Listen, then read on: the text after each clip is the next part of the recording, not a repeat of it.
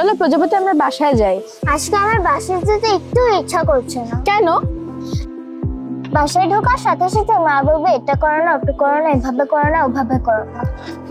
তা তো বলবে, কিন্তু আমরা দুজন যদি সেই কাজগুলো আগে আগে করে ফেলি তাহলে তো মা এগুলো আর বলবে না। ভালো লাগে না আমার। সবার মা তো এরকম না। সবার মা আমাদের মায়ের মতো, জানো? তুমি যখন প্রথম নুডলস রান্না করেছিলে তখন মা তো কত খুশি হয়েছিল। তা তো ঠিক। চলো তোমাকে একটা বট গাছের গল্প বলি। হঠাৎ গল্প বলবে যে? শুনোই না। একবার দুই বন্ধু পাহাড় পর্বত ঘুরতে গেল এবং তারা দুজনেই সারাদিন হাঁটছিল, তাই অনেক ক্লান্ত ও ক্ষুধার্ত হয়ে পড়েছিল। দূর থেকে তারা একটা বট গাছ দেখতে পেল। এক বন্ধু আরেক বন্ধুকে বলতে লাগলো, তোমার কি মনে হয় এটা কি আপেল গাছ? অন্যজন উত্তর দিল, না না, এটা আপেল না, এটা নাশপাতি গাছ, আর নাশপাতি আমার খুব ভালো লাগে, খুব মিষ্টি হয়। এবং তারা দ্রুত সে গাছের দিকে রওনা দিল। কিন্তু ও মা, গাছের কাছে গিয়ে দেখলো গাছটি আপেলও না নাশপাতিও না, বরং এটি একটি বট গাছ এবং এই গাছে কোনো ফলই নাই। তখন তারা দুজনেই বলল, এটা একটা অপ্রয়োজনীয় গাছ। ঠিক সেই সময় আকাশ মেঘাচ্ছন্ন হলো আর বৃষ্টি শুরু হলো। দুই বন্ধুই সাথে সাথে গাছের নিচে দাঁড়ালো যাতে ভিজে না যায়। বৃষ্টি অনেকক্ষণ ধরে হতে থাকলো, কিন্তু বটগাছটি তাদের মাথার উপর ছাতার মতো হয়ে থাকলো। দুজনের কেউই একটুও ভিজল না।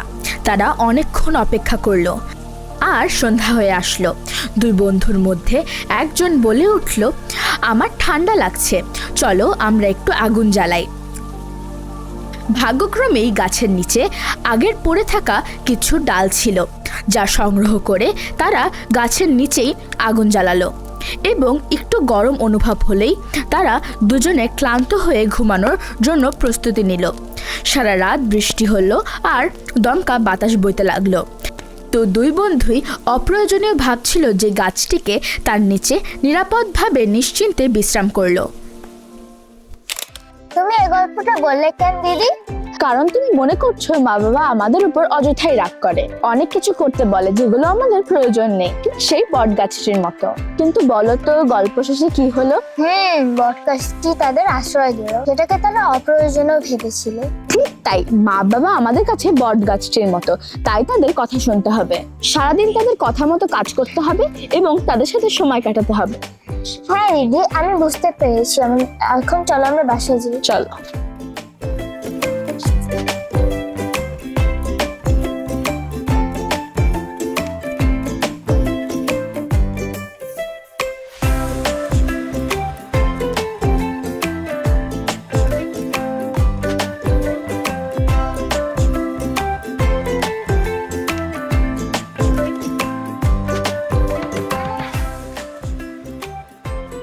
ও, তোমরা চলে এসেছো?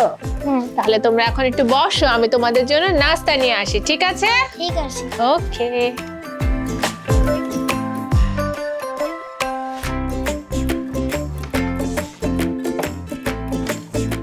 এই যে আমি চলে এসেছি। বাহ, তোমরা তো খুব ভালো, সুন্দর করে তোমাদের ব্যাগগুলো গুছিয়ে রেখেছো। তোমাদের অনেক ধন্যবাদ। চলো এখন আমরা নাস্তা করি।